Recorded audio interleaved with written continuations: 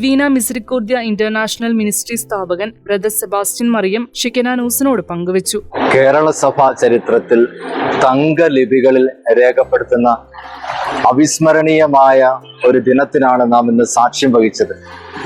ഇന്ന് ദൈവകരുണയുടെ തിരുനാളിൽ 5000-ലധികം ദൈവകരുണയുടെ പ്രേക്ഷിതർ ഒത്തുചേരുകയും കേരളത്തിലെ 32 രൂപതകളിൽ നിന്നുള്ള പ്രതിനിധികൾ ഒന്നു ചേർന്ന് കർത്താവിന്റെ കരുണയെ മഹത്വപ്പെടുത്തിയ ഈ അവിസ്മരണീയ ദിനത്തിൽ ദൈവത്തിന് എത്ര നന്ദി പറഞ്ഞാലും മതിയാവുകയില്ല.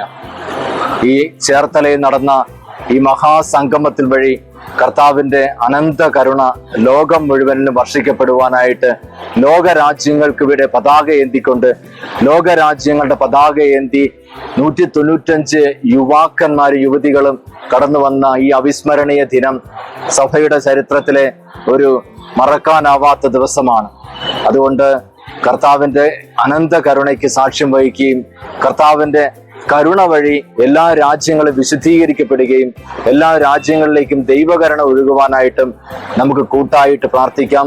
ഈ മുന്നേറ്റത്തിൽ അണിചേർന്നുകൊണ്ട് ലോകം മുഴുവനും ദൈവകരുണയുടെ പ്രചാരകനും പ്രഘോഷകരും ദൈവകരുണയുടെ പ്രചാരണത്തിനും പ്രഘോഷണത്തിനും മഹത്വം നൽകുവാനായിട്ട് നിങ്ങളെല്ലാവരെയും ക്ഷണിക്കുകയാണ്.